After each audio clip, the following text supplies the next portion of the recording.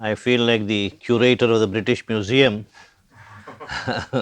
who has a visitor who has only 5 minutes to spend in the museum and is supposed to show him all the wealth that the museum contains. What I'll try to do is leave Ashwapati and his yoga alone because we have spent considerable time looking at various aspects of it, but pick up a few passages from the middle and the later parts of the epic just to give you a flavor of the kinds of things Sri Aurobindo can do with language. And somebody also said, what did Sri Aurobindo say about Christ in Savitri? I would take up that passage also and read that passage. And somebody asked about the reading of Savitri. What does it mean to read Savitri as a mantric set of mantric passages? How does one respond to mantra? And Sri Aurobindo himself has explained how mantra should be received. So these 3-4 passages I will read before we come to the concluding part, which is the dialogue between the god of death and Savitri, and the great logical acumen and sophistry and the knowledge of laws and constitution that the god of death possesses, and how he marshals his arguments against Savitri, and how Savitri comes up with an argument based primarily on faith in future. Just a sample of that, because the arguments to and fro, you have about 4 books of the whole thing. So we can't read by any means even one sample from each one of these cantos or books, but I'll take up 1 or 2 of these just to give you a flavor of the nature of poetry here, because this is in one sense philosophy, but when Sri Aurobindo deals with philosophy in Savitri, he doesn't deal with it in the way he does when he writes Life Divine. There it is logical and it's a different format. Here, philosophy comes in the form of passion, poetic passion. And so, although the arguments are there, but they are not presented as arguments, they are presented as perspectives on life, and the great passion these perspectives on life uh, arouse in human minds, all this you will see here. So, argument in poetry has a different kind of structure, and you know, and Sri Aurobindo's infinite capacity to identify himself with a perspective that he is now presenting. Uh, Shakespeare was known for this when Shakespeare wrote the dialogues for Macbeth, and he identified himself with Macbeth so much that he could find the most precise and most exquisite formulation of Macbeth's character. Similarly, Sri Aurobindo, when he talks about various philosophical perspectives, he presents them much more forcefully than the original propounders of this philosophy did. For example, Shankaracharya and Buddha and so on, God of Death takes these perspectives in turn, and that is something worth looking at. So I will begin with a brief passage from Canto 4, sorry, Book 4. In this morning's reading, we covered some of the essential material from Book 3. The adoration of the Divine Mother, how Ashwapati sees the Divine Mother, and then the dialogue between the Divine Mother and Ashwapati. The Divine Mother says to Ashwapati, whatever you have gained is yours. Don't try to go and distribute it among mankind, because man is not still ready for the wealth that you have acquired for yourself, but go back, live amidst humanity as a beacon of light, so that eventually, gradually, in the course of evolutionary journey, they will come. They have come so far from dead matter, they have come up to man. From here also they will grow, but at their own pace. It may take a few million, a few million years, maybe. Man right now is not ready, but then Ashwapati intervenes and says, how long do we wait? We have waited for centuries, and something has to happen. Revolutions come and revolutions go, but the human fate is left exactly where it is. The burden of suffering remains unmitigated. It's only its nature changes, its hue changes, its complexion changes, but the burden of suffering is the same on humankind. When will this be redressed? When will man see hope, etc.? And then he says, please intervene, act on human destiny, come down on earth and whatever new power or new force is needed, please bring it with you and give it to mankind. That is what he says to the Divine Mother, and she agrees to grant this prayer and comes to earth as Savitri, is born as Ashwapati's own daughter. That's the story part we read this morning during the our first session. Now, after that, Savitri is born, and Savitri, the birth and childhood of the flame, that's the canto which talks about Savitri's childhood. Then the growth of the flame, which is Savitri's girlhood, her education, and Ashwapati is a fond father. He has forgotten Savitri's destiny, that Savitri is very special. And one day he suddenly hears a voice, and that voice is not just meant for Ashwapati's ears, it's meant for our ears as well. So I'll read a little bit from what that voice says, begins on page 370. About 3 lines from the top, fourth line.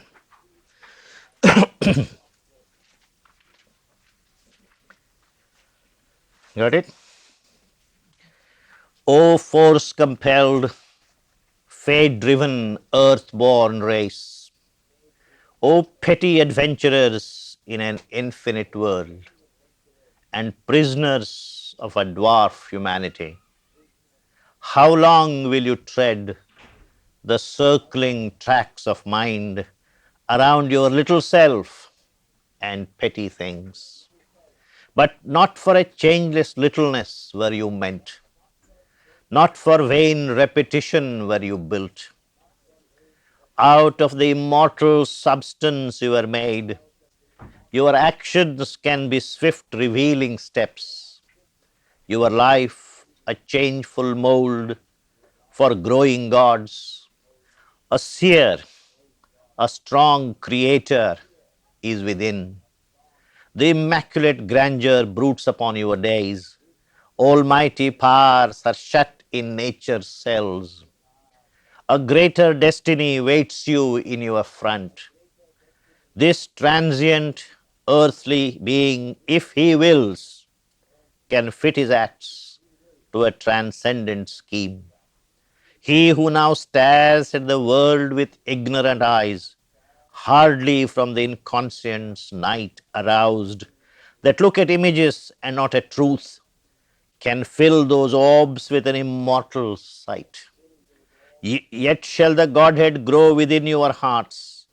You shall awake into the Spirit's air and feel the breaking walls of mortal mind, and hear the message which left life's heart dumb, and look through nature with sun-gazing lids, and blow your conch shells at the eternal's gate.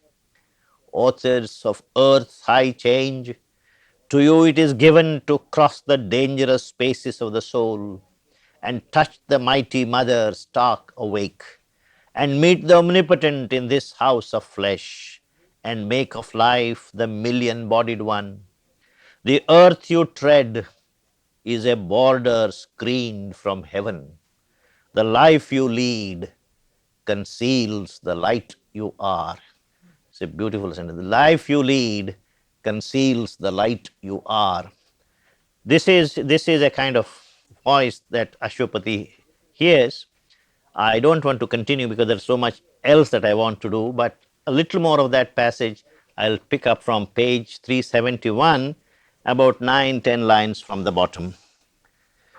The great illusion wraps him in its veils, talking about humanity, human being.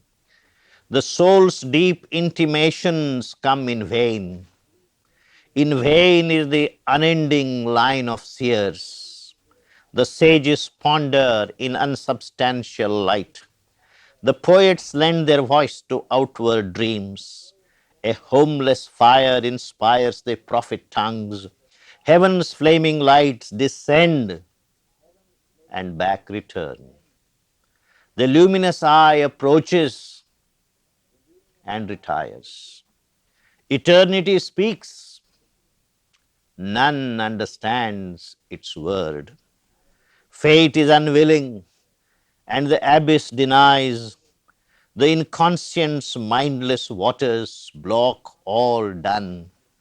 Only a little lifted is mind's screen. The wise who know see but one half of truth.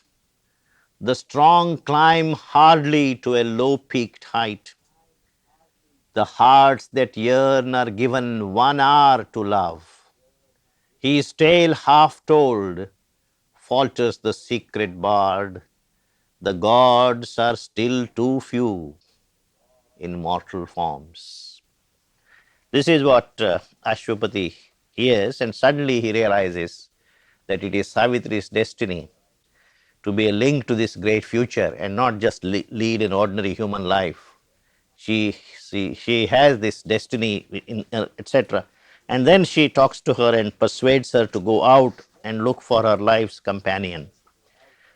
Now, the other passage I would like to read here, as I said, just as we had a beautiful passage on meditation. What is meditation? What are the essentials of meditation? And what is it you are supposed to get from a successful dynamic meditation?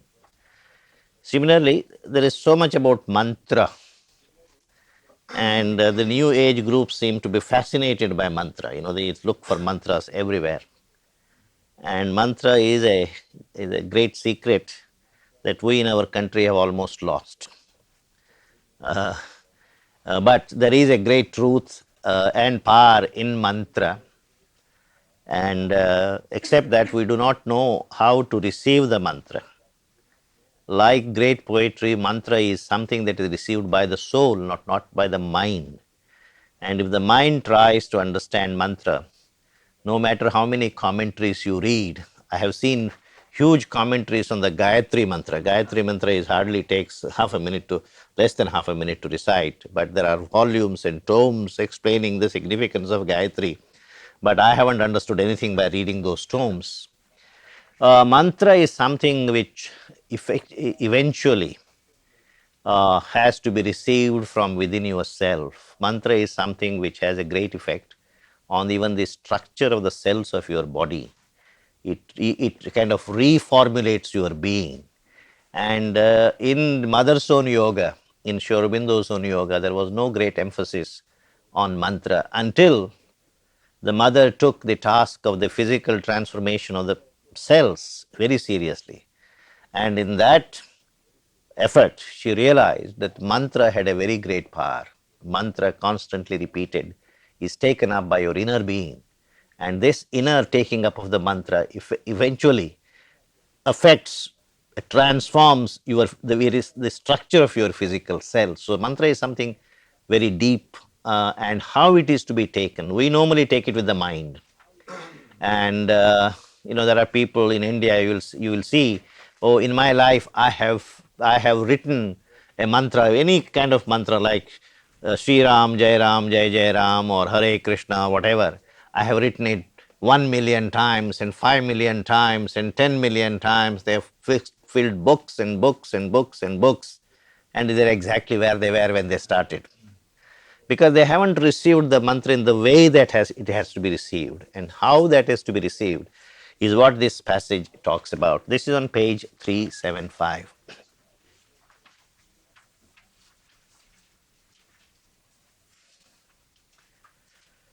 About 8, 9 lines from the top. As when the mantra sings in yoga's ear.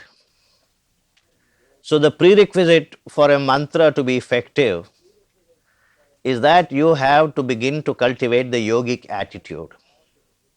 If the mantra falls in a year which is not given to yoga, which is not given to spiritual search and quest, and therefore is unwilling to change life such that the spiritual life begins, you start really walking the spiritual path.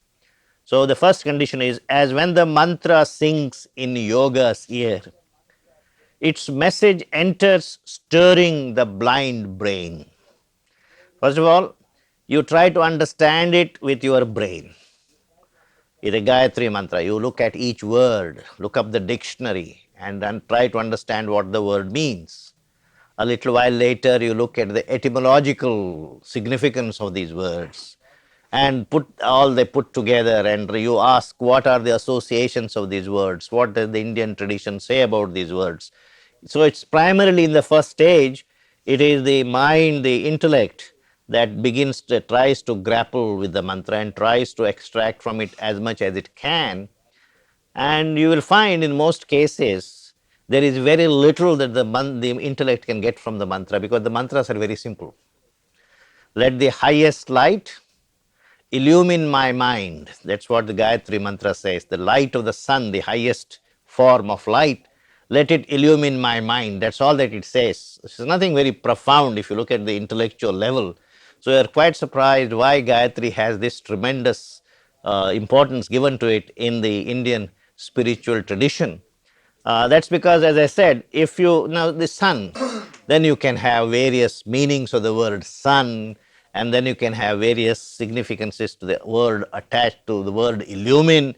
Beyond that, you can't go, because the mantra is not this. This is only the external physical body of the mantra. There is an inner body to the mantra, and we have, through cultivation, through the opening of our inner being to the force of the mantra, discover this inner seed or inner body of the mantra, and that is the process. And so she says, its message enters, stirring the blind brain, and keeps in the dim ignorant cells its sound. The mantra, sound of the mantra also is very important. That's why very often mantras are chanted aloud, because the vibrations the mantras create do begin to affect your inner being. The hearer understands a form of words, and musing on the index thought it holds, he strives to read it with the laboring mind. He tries still, is the mental gymnastic. What does this Swamiji have, what has this Swamiji said about this mantra, and that Swamiji has said about mantra, various commentaries, etc.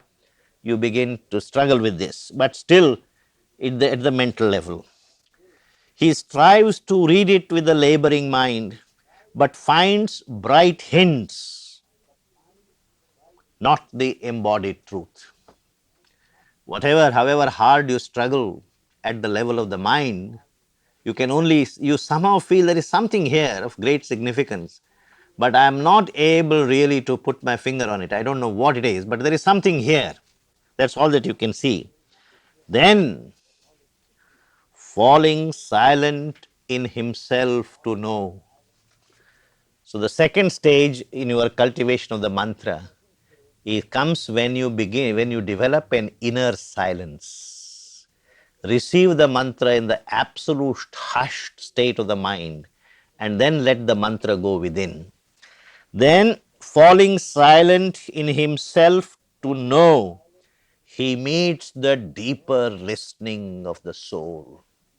Then you really begin to take the mantra within yourself, and as it were, this time it is not your outer being that receives the mantra, but your soul begins to listen to it. He meets the deeper listening of his soul. The word repeats itself in rhythmic strains. And once this mantra has been cultivated long enough, even when you get up at night briefly for 2 minutes, you'll be quite surprised that the mantra starts chanting by itself. It's not because your outer being is aware of it, but the inner being, even when you are asleep, was busy with this mantra. And that's how that the mantra begins to possess you from deep within. Then, falling silent in himself to know, he meets the deeper listening of his soul. The word repeats itself in rhythmic strains. Once that happens, thought, vision, feeling, sense, the body's self are seized unutterably, and he endures an ecstasy and an immortal change. And at that point, you are utterly possessed by the vision of the mantra, the power of the mantra, the bliss that is behind the mantra, and that completely changes you. The thought, vision, feeling, sense, the body's self are seized unutterably, and he endures an ecstasy and an immortal change. He feels a wideness and becomes a power. He feels a wideness and becomes a power. All knowledge rushes on him like a sea. You don't take knowledge anymore in little cups and little spoons, but as it were, the whole knowledge enters into you, as it were, a whole sea is forcing itself into your being. He feels a wideness and becomes a power. All knowledge rushes on him like a sea. Transmuted by the white spiritual ray, he walks in naked heavens of joy and calm, sees the God face and hears transcendent speech. They say each mantra has a seed form at the transcendental level. And it's that point the seed form is revealed to you. And here's the transcendent speech: unequal greatness in her life was sown. In her life, this relates back to Savitri. In Savitri's life, whatever her father had said just now to her, we haven't read that part, that functioned as a mantra. That's how he relates to it. So, this is an opportunity for the poet to talk about mantra. There is no real need to it, but how Sri Aurobindo is looking for every opportunity of enlightening us. So here is an opportunity. He says, why not? Why not talk about mantra and how mantra is to be received? This is the passage about mantra. And if you are receiving Savitri as a mantra, I am not suggesting anybody and everybody can do it, but some people can. Then I guess one has to be in a proper frame of mind. One has to cultivate a mental silence and then receive it inward. And it is when it is received that way, then it functions like mantra. But it will not, it may not enable you to give a talk on Savitri. That, that reception is a different kind of thing. So that will change you from within. And I have met people, who have received it like this and whose life has completely been changed. There are people I met who are in very senior positions in the Indian Air Force and so on. And I know somebody whose wife's curiosity to come to Pondicherry, and he accompanied his wife as a chaperone. He has no interest in Pondicherry. Just his wife was interested, so why not? She's doing several things for me. I should at least do six. So they went there, and then they went to the bookstore, and somebody persuaded him to buy Savitri. He told me he bought it, fully convinced he was never going to read it in his life. A senior army official reading English poetry, that also of this kind, he just couldn't imagine doing it. But then he was posted at a center where there was not much work. In peacetime, army just does physical exercise up and down, and so he was a commander, and so he had nothing much to do. So one day he said, since I have bought this book, invested so much money, why don't I read it? So he took it with him and just opened at random and started reading. To his utter surprise, whatever he read gripped him so much that from that day on he started taking Savitri to work every day. So, and started reading it, and lo and behold, within 6 months he had put in his papers for resignation and he left the place, and now he is settled in Pondicherry. And asking, what do you do? I see, he says, I read Savitri. The point I am trying to make is there are people for whom this has become that kind of a bridge. The golden bridge that we talked about, it has that kind of a thing, but it's not very easy. I don't want to give you an impression that everybody and anybody can have that kind of a opening to Savitri. But when we talk about mantra and cultivating a mantra, it is this kind of an inner engagement with the mantra rather than the external engagement. How many times, how many times you read or how many times you write, in all spiritual matters, it is the engagement of your consciousness that really counts. And and it is this thing that very often we miss out. I'll tell you a very small little story about this, which will bring out this point very clearly. And this story, of course, makes much more sense to an Indian audience than to an American audience, but still I will try because the point is important. There was a ordinary human being like me, and who was maybe working in a big office, as an ordinary employee to some clerical job. So he all the time was wondering, I never went to an Ivy League college, I didn't have very good education. So I've started at the almost at the bottom of the rung. But I would like to see better days, I would like to improve my prospects. How do I go about it? In America, they will say, go and do evening classes, right? In India, they don't say that. They say you start worshipping Rama or Krishna or Shiva. So somebody said, no, no, no, what you have to do if you want to improve your prospects in life is that you have to, take to ritualistic worship of Rama. And this is how it is done. So he told him what mantras, how the puja is to be conducted, etc., etc. And this man took it up very seriously, and every day before going to office, he would spend half an hour doing this puja. This went on. 5 years went by, 8 years went by, he didn't get one single promotion. He said, what's the use of all this puja if I don't get one single promotion? Then somebody like me came along one day and they said, look, you seem to be a learned person, you talk about various things. I want to consult you on something. What is it? This has been my problem, and somebody I respect greatly, he suggested that I should do the puja, Ram's puja, and I've been doing it for the last 8 years, but without any effect. This man said, you have chosen the wrong God. Rama is a complicated God. You must choose a simpler God. So what is a simpler God? Shiva. He says, you worship Shiva. Shiva is known as a bhola, almost like a simpleton. It's very easy to please Shiva. So why don't you start worshipping Shiva? Is that so? He said, okay. Since a knowledgeable person is saying all this, he said, okay. So he went into the market, brought a little idol of Shiva, and went into his puja room, and Rama was sitting there. He said, your days are gone. So he pushed him to a corner. But he just can't throw him out of the window. The Indian mind doesn't accept it. So you have worshipped this idol for so many years. I will ceremonially, immerse it in some river on a weekend. So for the present, let him be in a corner. He pushed him in a corner, and Shiva was installed in the center. And then he suddenly thought, puja began. And the puja begins, you light an incense stick, an agarbatti, and the incense stick was lighted. And he sat with his eyes closed for meditation. But then he just opened one eye and looked at what was going on. And he found, to his amazement, that the smoke from the incense stick, instead of going to Shiva, was going to Rama. He said, this is not meant for Rama, this is meant for Shiva. Rama is a retired god now, he is no more. And so it seems at that point, he called out his son and asked him to bring him some cotton wool.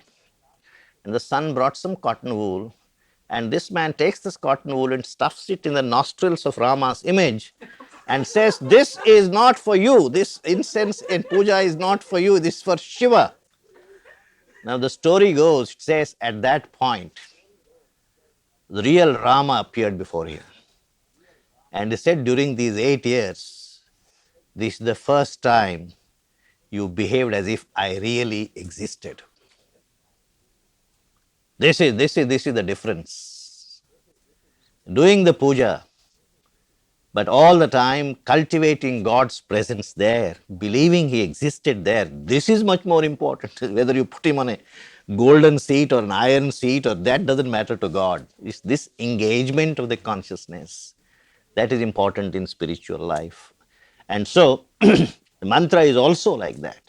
How much is your consciousness involved in it? How deeply have you taken to it? That's the important. And if you do that, otherwise it's very difficult to believe. I have seen in my own eyes a saint in whose presence itself convinced me that he had seen God with his own eyes. A man called Swami Ramdas, he used to live in a place called Kanyangar. He came to America in the 50s and went on a tour, etc. He was primarily a bhakta, a devotee. And for him, the only secret was this mantra of Ram, Shri Ram, Jai Ram, Jai Jai Ram. With my PhD degree from California and so on, I would dismiss the whole thing. What is Shri Ram, Jai Ram, Jai Jai Ram? How can it reveal God to you? Until I met him. And I could see in his presence that here is somebody who has seen God. So it's possible even the simplest of mantra can take you to the highest realization possible, provided you know how to engage your consciousness with the mantra, and most people don't know it. They simply fill books. In the same ashram today, for the last 25, 30 years, there's a program going on of compiling books filled with Ram Nam, Ram, Sri Ram, Jai Ram. I don't know how many crores they have done already, but I don't think it was done with the right spirit, right engagement. As a result, most people who did it are exactly where they are. Now, this is, since I was talking about mantra, I thought I will say something like this here. Uh, Satyavan and Savitri, their meeting, etc., yesterday, we read portions of that. It's a glorious poetry. There's another canto which is happens to be my particular favorite, which is Canto 2 of Book 6, where Narad explains to Savitri's mother the way of fate and the problem of pain. But I won't go into it for fear that we won't get very far with that, because it's a whole world by itself. As I told you, Sri Aurobindo has a, as far as I can see, an explanation for the presence of evil in the world, which doesn't deny its existence, but at the same time explains why it is there and what it's doing, etc. Then comes the whole, but from that canto, I promised I would read something about Christ. So that's what I will read. Why don't you tell us the page number where your favorite section is, and we'll read it later. Okay. Yeah.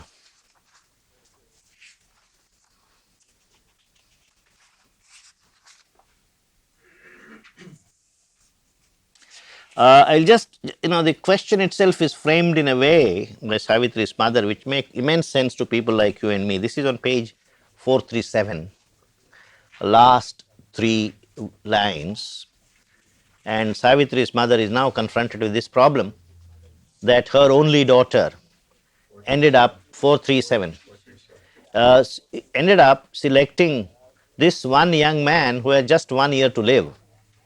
And her question is, at that particular moment when Savitri left looking for a young man, there must have been at least 1,000 eligible young people whom she could have chosen from. But why is it that her chariot led her just to this one man who had this peculiar fate that he has only just 1 year to live? Is it God's conspiring against her? Is it fate conspiring against her? If the fate is doing that, then is fate something like, what flies, we just as children take great delight in teasing flies, is God taking great delight in teasing us? Is that what God is trying to do? This kind of thing. So she is asking this question: O seer, in the earth's strange twi-natured life, by what pitiless adverse necessity, or what cold freak of a creator's will, by what random accident or governed chance, that shaped a rule out of fortuitous steps, made destiny from an hour's emotion came into the unreadable mystery of time, the direr mystery of grief and pain.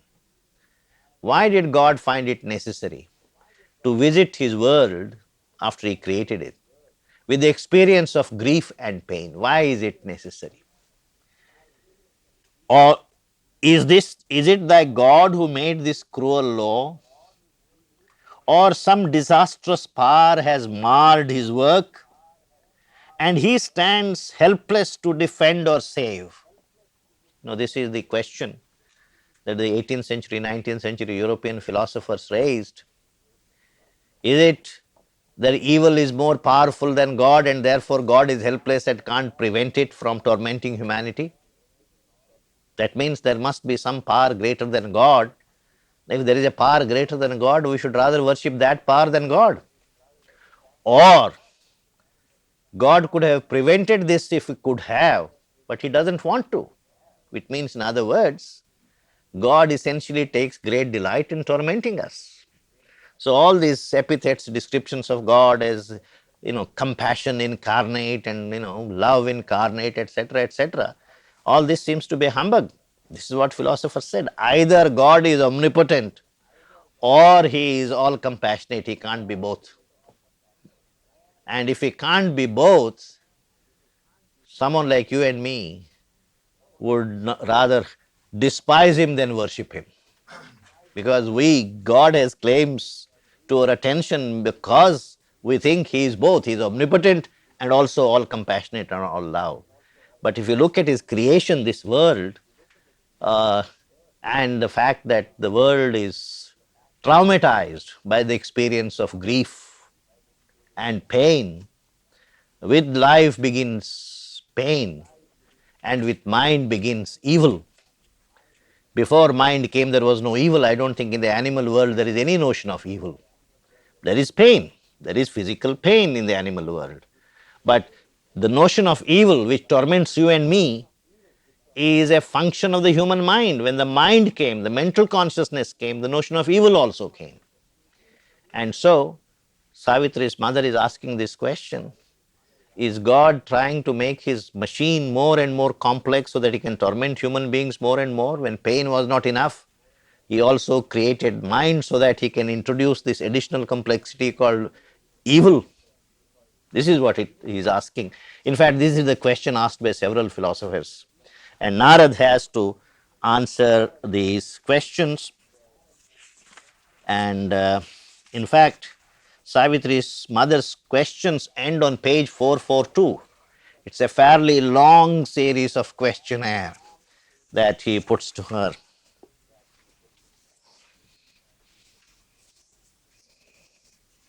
Again, on page 441, it's very beautifully put. Middle of page 441, as a part of his question to Narad, he says, all is an episode in a meaningless tale. If you really look at human life, it looks like an episode in a meaningless tale. What is the meaning of human life? If all the promise of idealism and hopefulness, etc., in many people you find, it all just crumbles into ashes, nothing is gained. What is the purpose of this all? All is an episode in a meaningless tale. Gandhiji hoped in his own life to see amity and friendliness and neighborliness, etc. What did he get? He got the Hindus and Muslims killing each other as a bloodbath, rivers of blood. Is this the reward that he deserved for all the tapasya he did? And it's not as if it's not enough. A little later, Hindus and Sikhs began to fight. I mean, the Sikhs were an offshoot of Hinduism.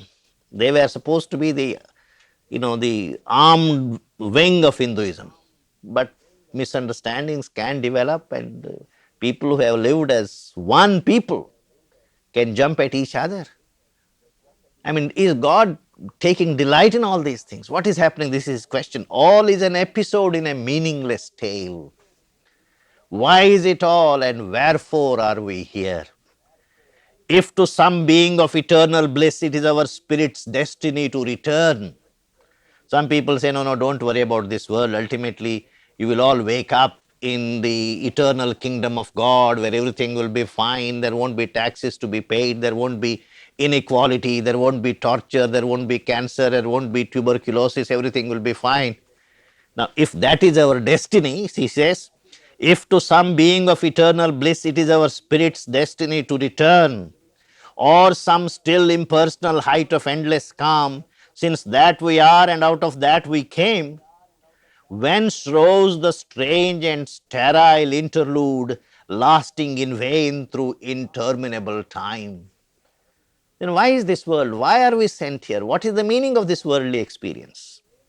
The Hindu scriptures all say we come from God and ultimately we return to God. All right.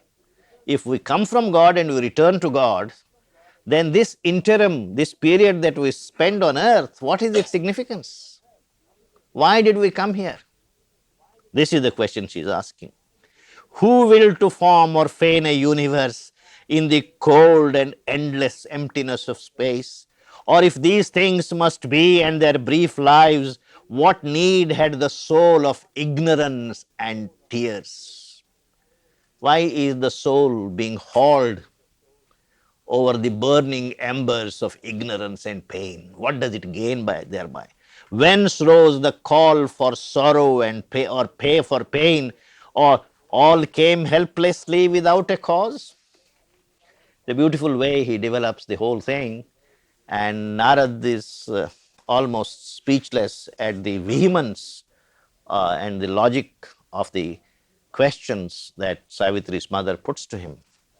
And here also you will see when Sri Aurobindo presents a particular character, he does full justice to that character. He kind of identify himself with Savitri's mother so much that nobody could have challenged God as Sri Aurobindo himself challenges God and asks him, stand up and deliver, as it were.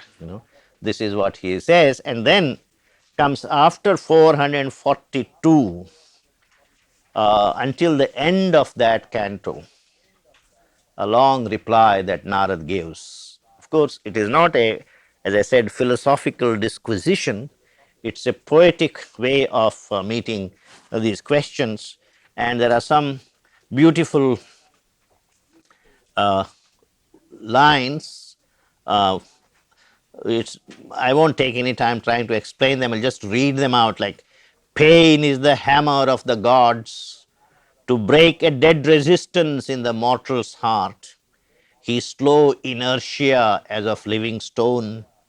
If the heart were not forced to want and weep, his soul would have lain down content at ease and never thought to exceed the human start and never learned to climb toward the sun. This is not his reply, but this is one strand of the reply. And it goes on and on. And then he says, like, pain is the hand of nature, sculpturing men to greatness. An inspired labor chisels the heavenly cruelty, an unwilling mold. Now, this brings us to the whole notion of avatar, and this is where Christ figures in this description that Narad gives. You see, the notion of avatar, the incarnation, is also found in the West, Christ, Son of God. But the notion of avatar is much more deeply ingrained in the Indian tradition. And we believe that God doesn't come just once, God comes again and again and again. So God came down to earth at least 10 times. Now, 10 times doesn't mean 10, simply means several times. That's all it means. There are certain traditions like the Bhagavad, the Mahabhagavad Puran, where they say God came down 24 times. So I don't think 10 is the upper limit. It only means that God is so much in love with this world, he has made a mess of it. Naturally, he has to be worried about it and he has to come down again and again and again to do something about it. But this is not the point I want to make. The point I want to make is that in India, the popular notion of an avatar is all one sided.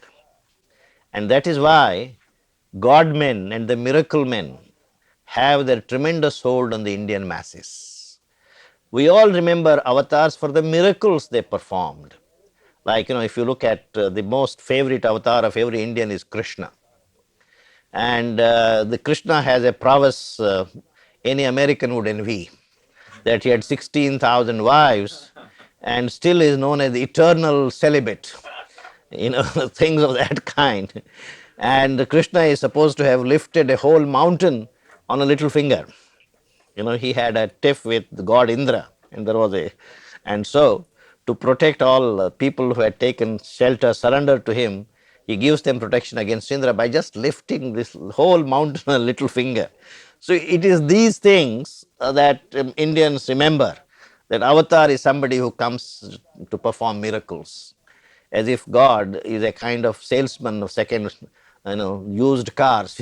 So look at, I make this miracle and he performs that miracle. I can do this. Your God performs more miracles than my God. That kind of a thing. In all this, what has happened is probably Krishna was a historical character, but around him, all kinds of legends and stories and popular imagination wove a whole maze of stories. And it's quite common any, yesterday I was quite surprised. I am such a humble, insignificant person in this world, but the stories have gone around saying that mother asked me to go around the world and talk about Savitri, which is not true. But what I am trying to say is these things can go on and on. Now, it's also true, I wait and see in about 100 years' time, there will be various Puranas about Sri Aurobindo himself. One Purana will be, there is an interesting story. During the Second World War, the Japanese planned the invasion of India very, very carefully. They came to Imphal, and Japanese meteorologists and all scholars sat together and said, when does the rainy season begin in Imphal?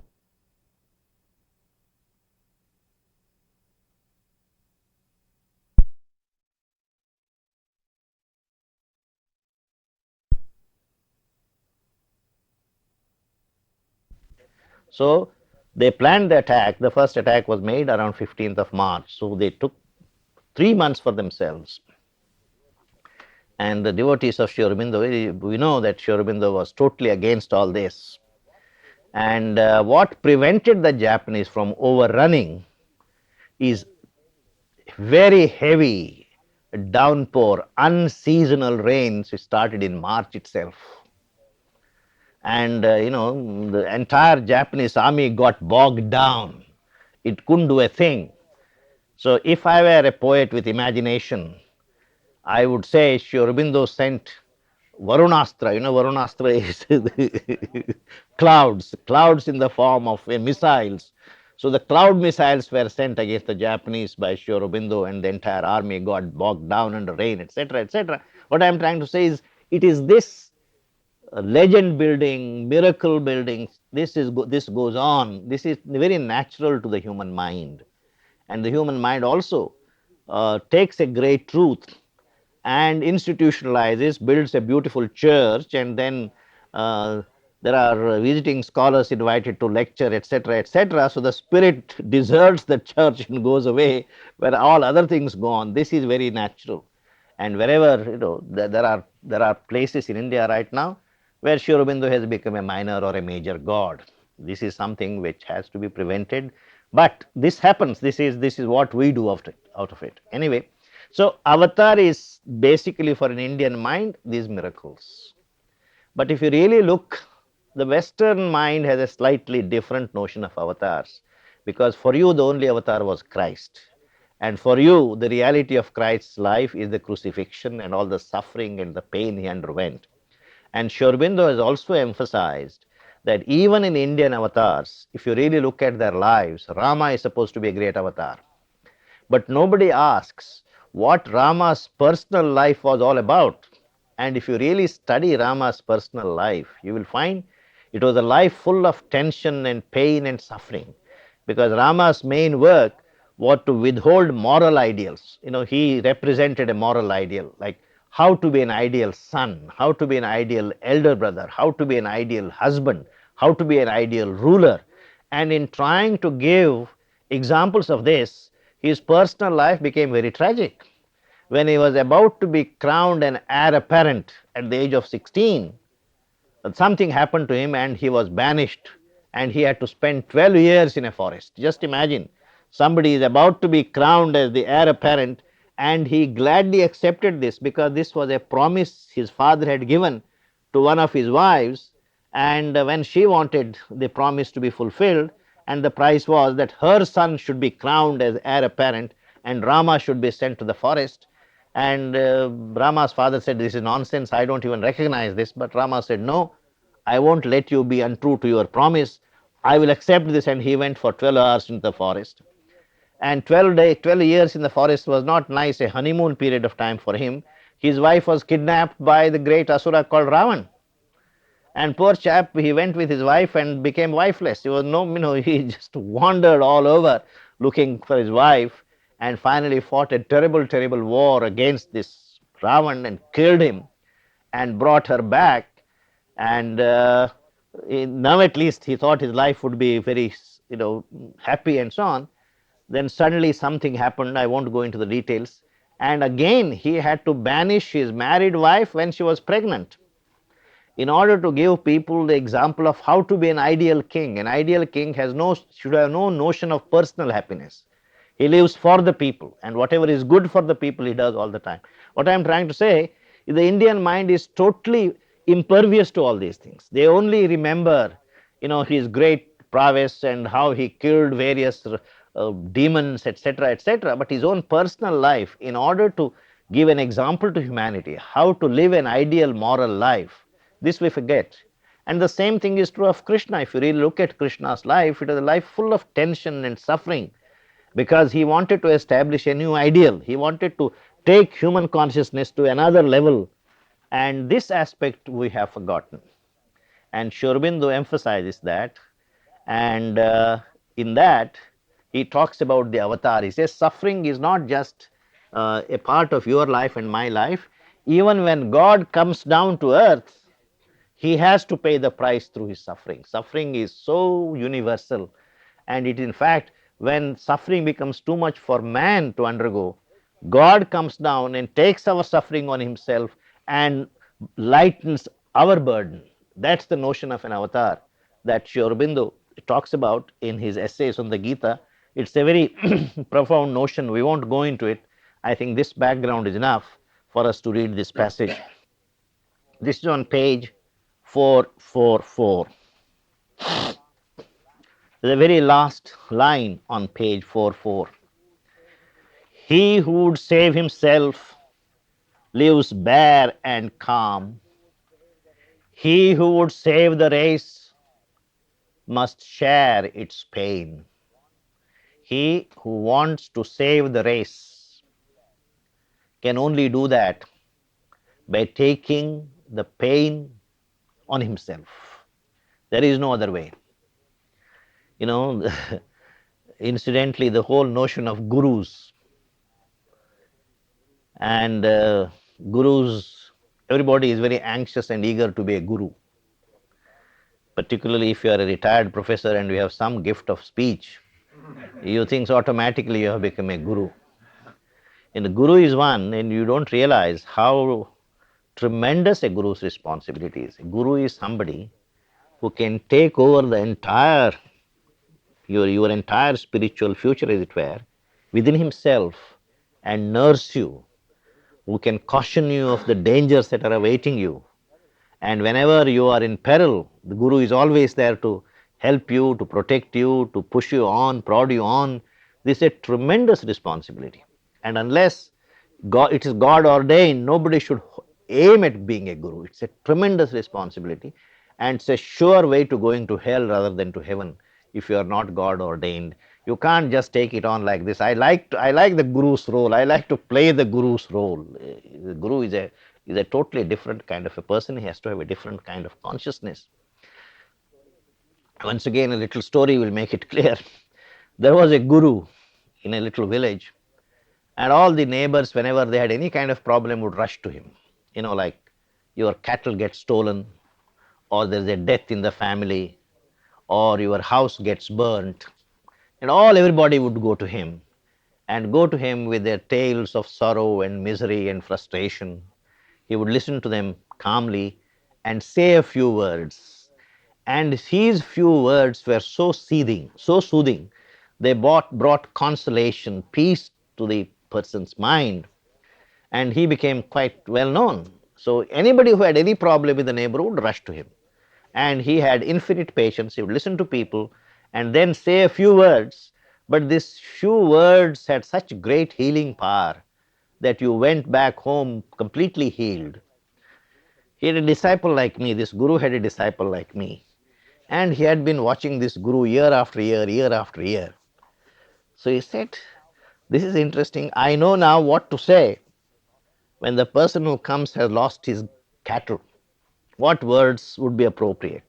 If there is a death in the family, I know what to say, what normally the guru says. Now, why not me play the role of the guru? I have also learnt, the favorite formula, the famous, the appropriate formula, appropriate words, etc. And I can bring into my voice, what the Rajneesh used to bring, the a certain voice quality itself suggests its great wisdom behind this voice, etc. Now I have practiced this enough. Why doesn't my guru give me a chance so that I can be a guru? The guru understood that this is what the chap wants to do. So one day somebody was coming, and he could see, the guru could see from the distance that this man has been struck by some tragedy. He didn't know what it was. So he said to this chela, look, today for some reason I don't feel very well. I would like to go in and rest.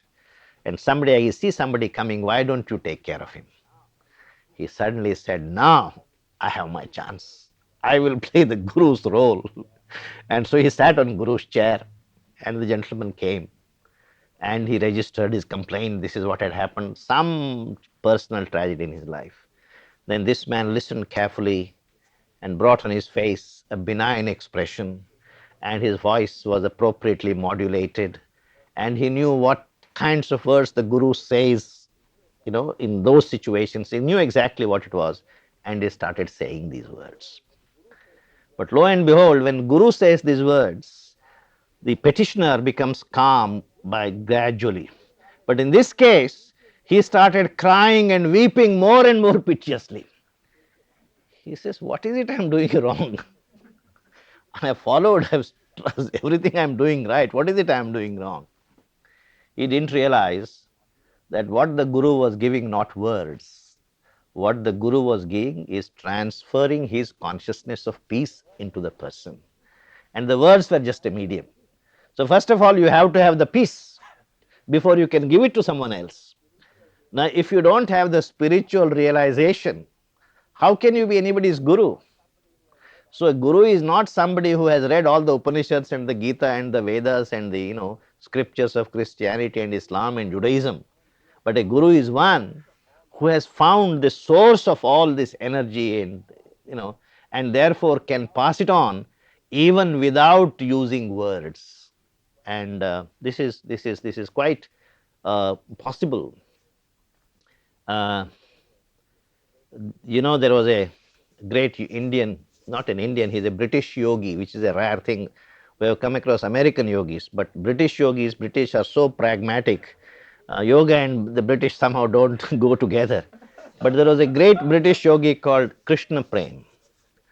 He was Bertrand Russell's student, etc. Bertrand Russell wanted him to continue and go on to get into teaching at Oxford, but for some reason from his early days, he had this call of the infinite, and he responded to it. And as a young man, he went to India, and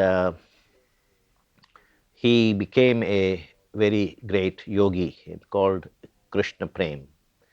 And he built an ashram uh, up in the north, and he was a great admirer of Sri Aurobindo. And if anybody wants a good introduction, I think, I don't know whether this book is well known in America. Dilip Kumar Roy has a book called Sri Aurobindo Came to Me. I think it's a wonderful book. Particularly, Dilip Kumar Roy had a wide exposure to West and its concepts, etc. So he would ask Sri Aurobindo the typical questions a Western mind would ask, which would not questions about faith and doubt and so on and so forth. And Krishna Prem and had a great appreciation. One day, Krishna Prem went to Ramanashram. Ramanashram is Raman Maharshi I talked about the other day. Raman Maharshi never gave any discourses, he never wrote any books. But everybody who went to him with any questions, etc., found that questions simply evaporated in his presence. Either they got them all answered, or they found the questions were insignificant. Now, Krishna Prem went there. Krishna Prem himself was a fairly advanced yogi. Now, because he was so sensitive, in Raman Maharshi's entire spiritual approach, which is called the Jnana Marga, the way of knowledge, the fundamental question raised is, who am I? Who am I? Who am I? And he went there and sat, in front of Raman Maharshi. Raman Maharshi was sitting there on a slightly raised dais. And as soon as he sat there and closed it, there was no question of engaging Raman Maharshi in a conversation or a dialogue. He won't speak to anybody. He will just be quiet. So he sat there and he closed his eyes. And as he closed his eyes, he found being bombarded by thought waves which said, "Who am I? Who am I? Who am I?" He found that, being a bhakta, he was a devotee. Being a devotee, he found this impossible to bear. Who am I? Who am I? Who am I? This happened to him because he was so sensitive. With great mental effort, he said, "I am going to repel these questions." He said, he formulated another question: "Who are you? Who are you? Who are you?" That's the question he shot at. It was asking Raman Maharshi, "Who are you?" And he says, "I formulated this question, and with all my will behind this, I threw this question back at Raman Maharshi. He was sitting there in front of me. I had sitting there with my eyes closed. And when this question was formulated and the question was thrown at Raman Maharshi, expecting a reply, I opened my eyes, and Raman Maharshi wasn't there at all. It just disappeared. In other words, he was getting an answer to the question, "Who am I? Who are you?" And the answer was, "I am the formless infinite." And he says, has he gone somewhere? He said, "I kept staring at that place, and lo and behold, slowly after 2 3 minutes, he was there." The point I am trying to make is that how did Raman Maharshi know what question this man had, and how this question was formulated, how this question was thrown at him, and how the answer was given? What I am trying to say is the spiritual truth is a truth of this kind. And unless you really have it genuinely, one shouldn't pretend. And the great bane of all guruhood is this pretension that, I can save people. Who you haven't saved yourself, how can you save other people? And so this great temptation of being a guru is something I always fail to understand. Uh, and so guru is that, and then comes the avatar. Avatar is, of course, as I said, there are two aspects to the avatar. One is the popular notion as a miracle maker, and the other notion that Sri Aurobindo emphasizes, avatar comes here to take on himself the suffering of humanity, which needed to be expatiated, which lived through, and he does it. And Christ, he says, has done it for the entire European civilization. And in his many, many books, he says, modern Western liberal humanism has its fountainhead in Christ, and people don't realize it. Democracy begins with Christ. He might not have talked about it as a political doctrine, but we are all equal, or the question of we have to love everybody else. This is the uh, basis of democracy, and not any kind of social contract that Rousseau talked about. And I don't think there was any such kind of social contract. The point is, democracy is primarily a spiritual way of life. And Sri Aurobindo always used to say, "I am all for democracy, I am all for socialism." But the way these things are practiced in the West, I'm afraid they will not succeed. They will always be making compromises one after the other, because they don't realize that primarily they are spiritual things. Equality, oneness, fraternity, liberty, the slogans of the French Revolution, are properties of the human soul. And if you don't bring the human soul to the front and give it a spiritual foundation, these things will never be achieved. So, as a result, what you have in the United States liberty, but not equality. You had in Russia equality, but not liberty. Now, why is it where liberty exists, equality doesn't exist, and equality exists, liberty doesn't exist? Because for liberty and equality to coexist, you need a third principle called fraternity, which is that we are all children of the same father. Now, which social contract, which Harvard professor will accept this? That we are all sons of the same father. This is basically a spiritual thing. And that's what Sri Aurobindo has been talking about. He has great admiration for all the Western liberal humanist thinking, but he is afraid that these will not be, we will not be able to realize them, because we are not still aware of the fact that basically the source of it is all man's spiritual life. They are all qualities of the human soul. And again, about communism, he has wonderful things to say. He says communism is to capitalism what civilization is to barbarism. So he's all admiration for communism, but at the same time he says the way the West is trying to implement communism will end in a disaster. And you will see, he said that in 1917, when the Russian Revolution was just establishing itself, he had predicted no matter what fascination Western intellectuals have for communism, it is going to be a disaster. After all, what can be more spiritual than saying that each contributes according to his capacity and receives according to his need? But for if that ideal has to work, it has to be based on a spiritual foundation. That's in fact the ideal we are practicing in Sri Aurobindo Ashram to the extent we can.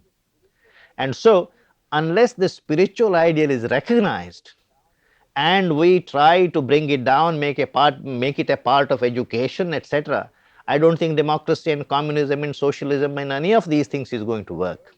And also the idea of world unity, man is one everywhere, etc. How are we one? You really, I don't really believe you and I are the same. You are different, I am different. You have different qualities, I have different qualities. You may be more useful, I may be less useful. But we are one where? At the level of the soul. That is the greatest oneness.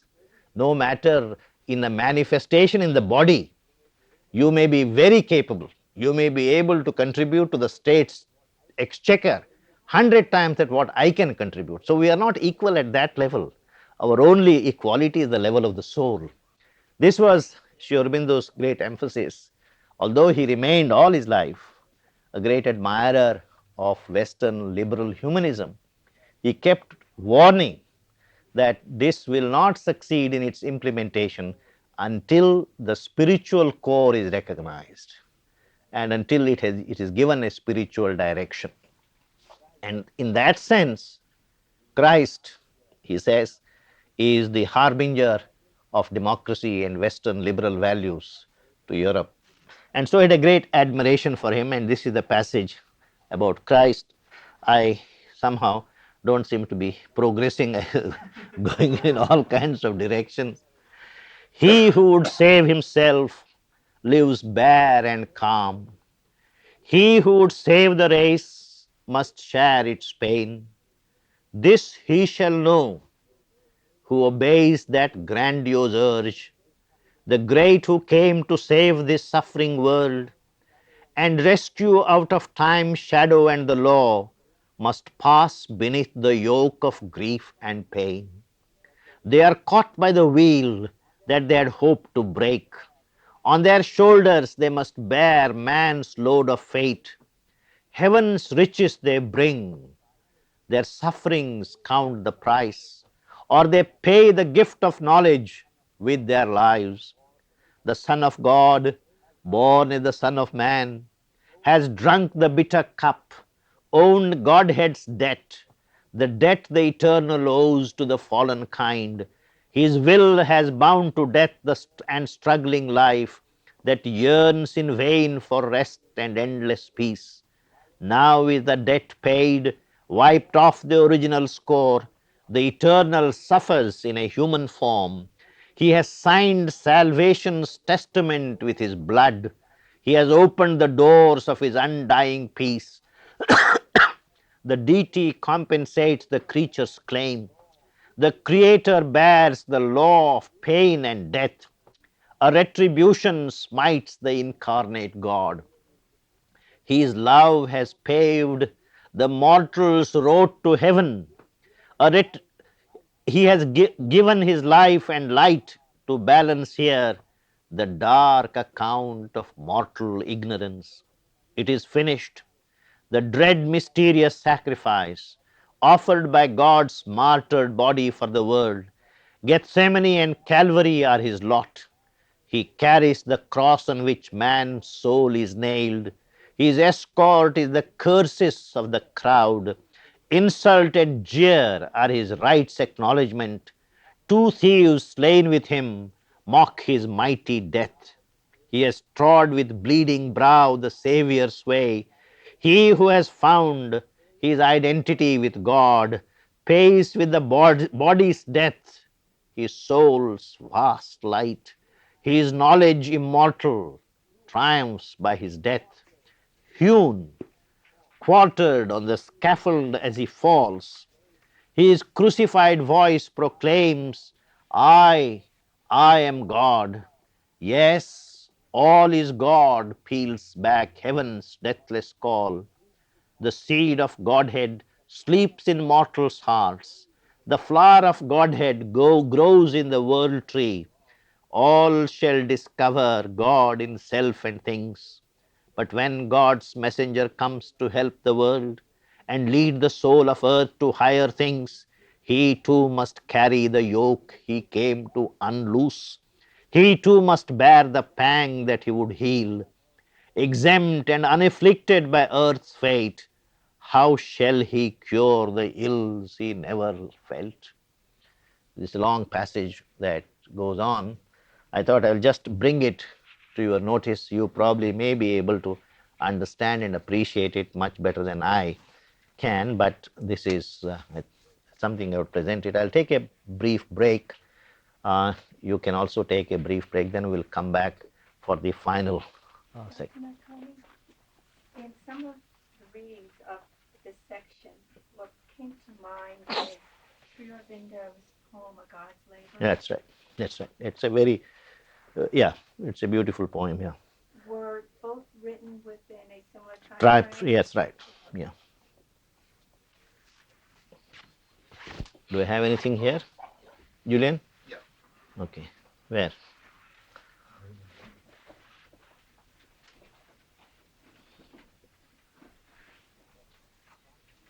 It's surprising. Look at some passages which give you an illustration example of the nature of the dialogue between the god of death and Savitri.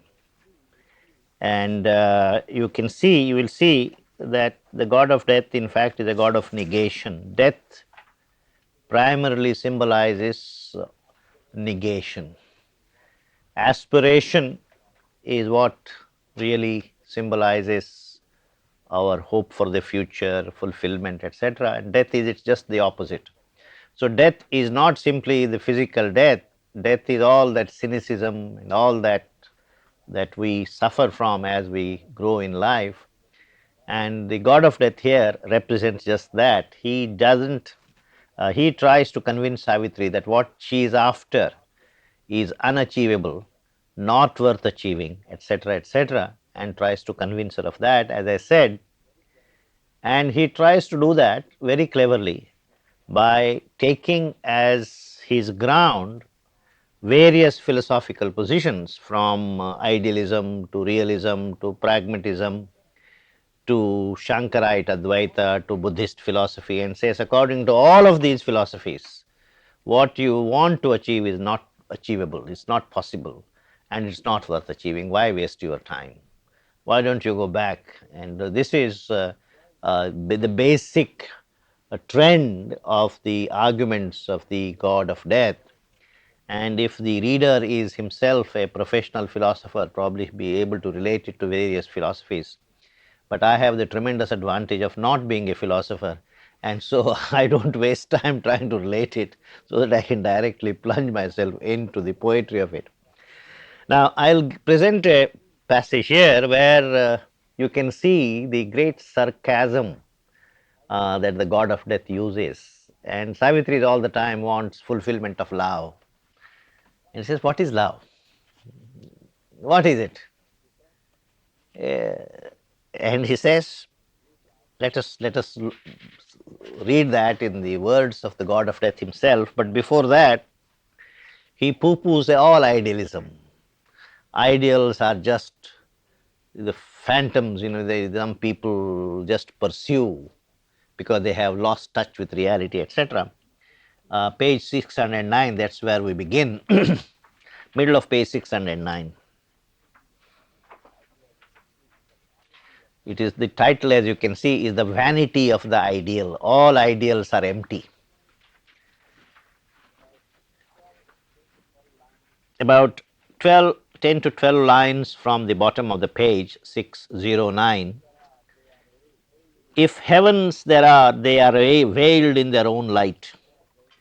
If a truth eternal somewhere reigns unknown, it burns in a tremendous void of God. For truth shines far from the falsehoods of the world. How can the heavens come down to unhappy earth, or the eternal lodge in drifting time? It's all very nice to say our aim is to make heaven and earth one and equal. But earth doesn't have the climate which is suited to realize heaven here. Earth is earth and heaven is heaven. So earth is forever destined to remain earth, imperfect. It can never be a perfect place.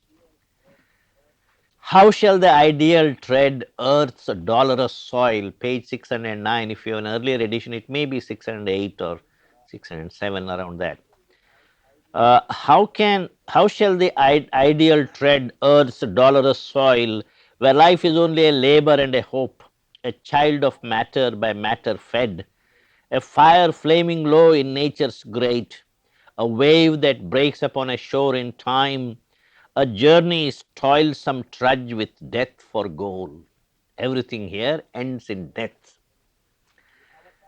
And then he says, the avatars have lived in vain and died in vain.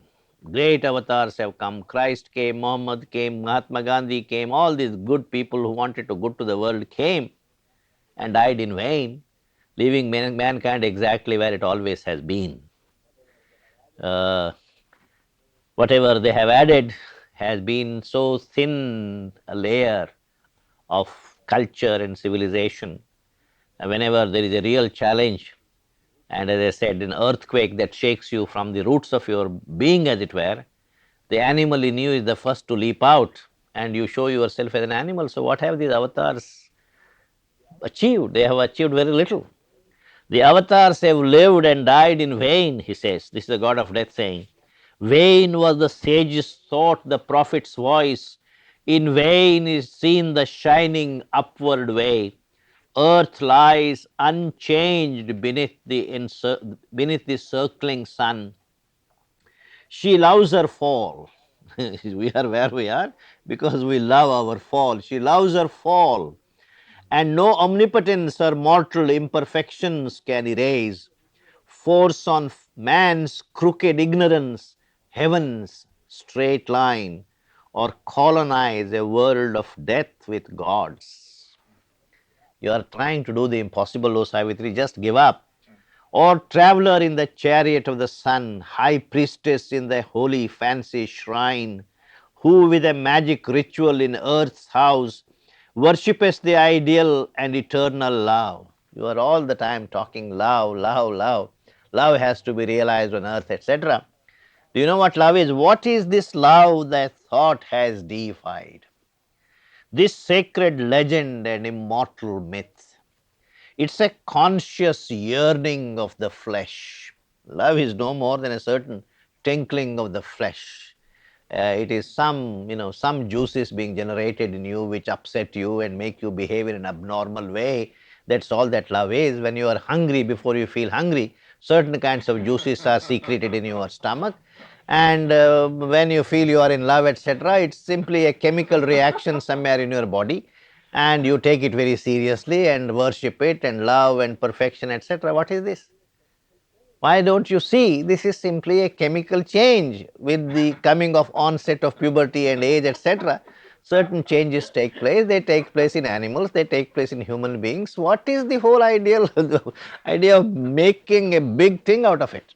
So he says, it's a conscious yearning of thy flesh, it's a glorious burning of thy nerves.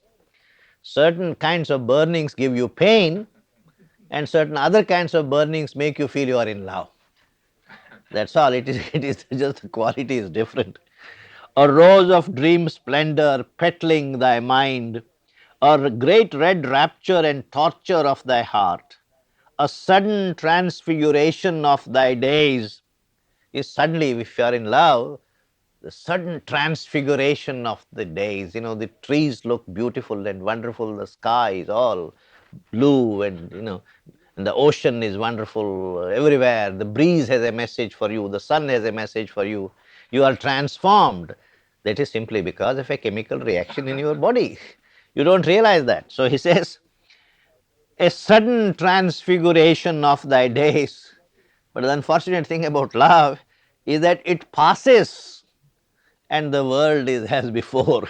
Then you realize whatever happened was just temporary. The world continues in its own way. It passes and the world is before as before. A ravishing edge of sweetness and of pain, a thrill in its yearning makes it seem divine, a golden bridge across the roar of the years, a cord tying thee to eternity. And yet, how brief and frail. How soon is spent this treasure wasted by the gods on man. This happy closeness as of soul to soul, this honey of the body's companionship, this heightened joy, this ecstasy in the veins, this strange illumination, the sense. And he is so clever. He says, I have done you a good turn by taking away Satyavan from you, because no human love lasts forever. If Satyavan had continued on earth, the magic of love would have by now disappeared. And he says, if Satyavan had lived, love would have died. Now that he is not there, you can forever nurse the illusion of love. If Satya, if Satyavan had lived, love would have died. But Satyavan is dead, and love shall live. English is a very interesting language. Love shall live. If you say love shall live, it means one thing, but it's not the end of the sentence. But love shall live a little while in thy sad breast until his face and body fade on memory's wall, where other bodies, other faces come. Then a little cameo, little picture of what happens when human beings fall in love.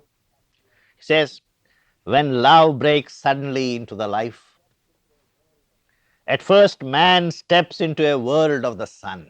When you first fall in love, you don't seem to be walking on earth anymore. You are at least 6 inches above the earth. You are floating.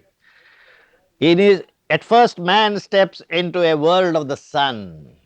In his passion he feels his heavenly element, but only a fine sunlit patch of earth, the marvelous aspect took of heaven's outburst. The snake is there, and the worm in the heart of the rose.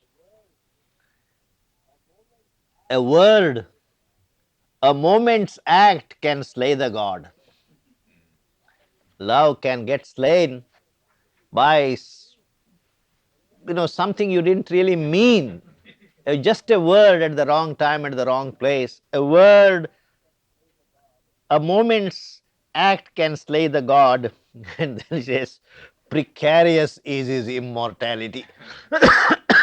The God of love lives a precarious existence. His immortality is precarious. He has 1,000 ways to suffer and die. And then he says, love cannot live by heavenly food alone. Love cannot live by heavenly food alone. Only on sap of earth can it survive. The size of your pay packet also matters. Not the beautiful poetry you recite, not all that. That can, of course, start it, continue it for some time. Then you begin to feel how thick your salary package is, so that it can continue for a little while.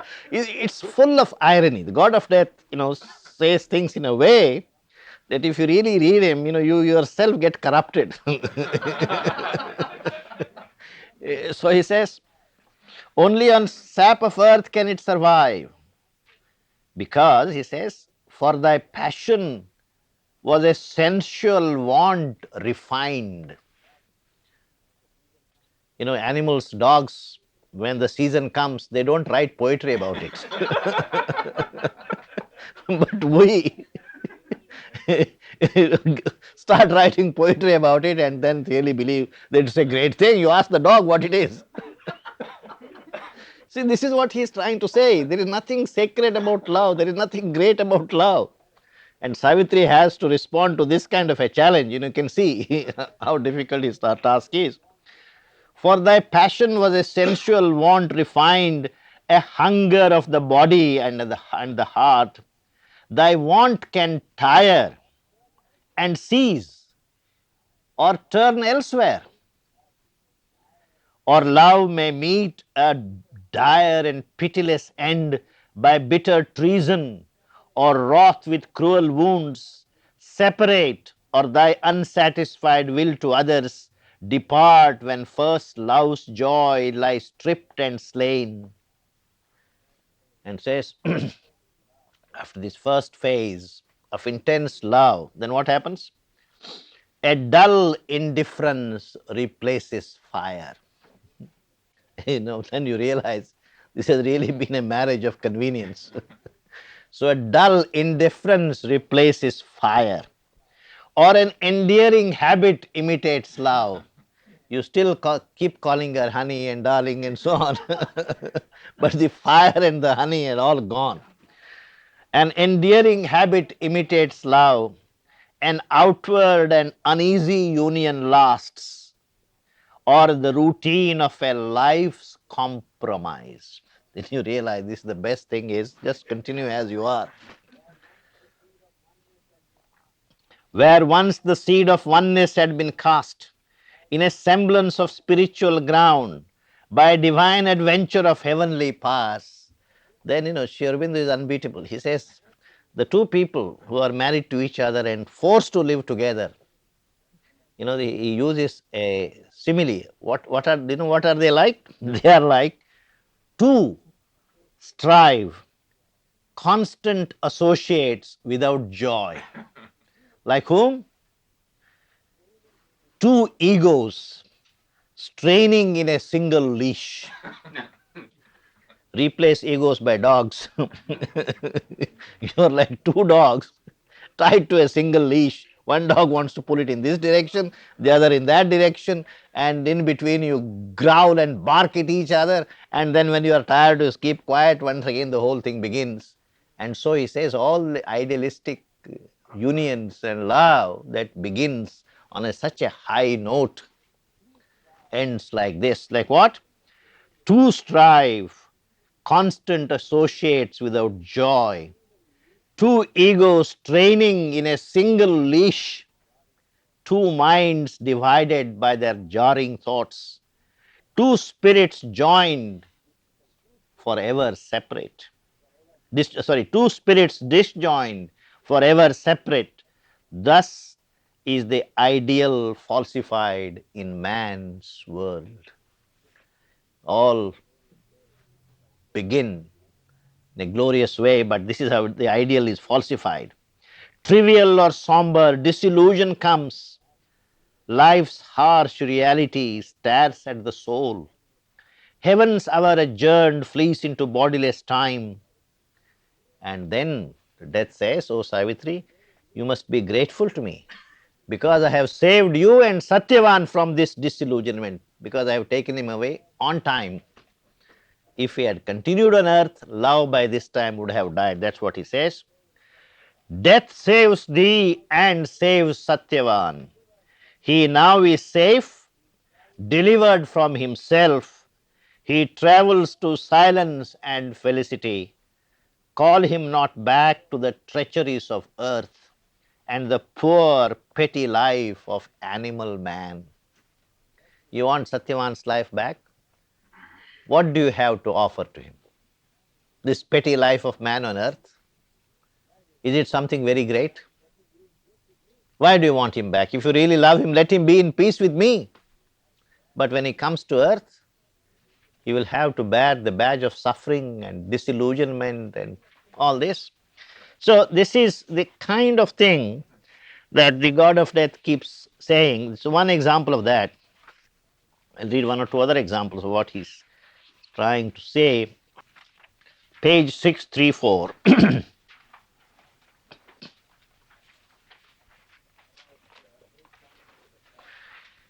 about 8 lines from the top, he says, daub not the web of life with magic hues. You idealistic people, what you do is you all the time keep painting life in glorious hues and glorious colors. The drab thing that human life is, you try to make it attractive. Don't do that, Savitri. Face reality. Daub not the web of life with magic hues. Make rather thy thought a plain and faithful glass, reflecting matter and mortality, and know thy soul a product of the flesh. There is nothing really like the soul. No doctor has ever discovered a soul. However much he might have probed into the human heart, he never came across a soul. Soul is just a chemical reaction when you feel there is some reality there. There is nothing like soul. It's a byproduct of your flesh. Why do you waste your time looking for a soul? And Satyavar and I want to be one in our soul, etc., as if it really means anything. It doesn't mean anything. Logically, it has no truth value. It can easily be dismissed as of no consequence, because what you are doing, you are unwilling to face life as it is, the ground reality of life as it is. There is a human body.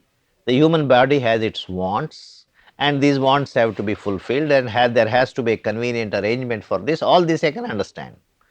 But don't glorify it and say it's something great and something spiritual and love, etc., etc.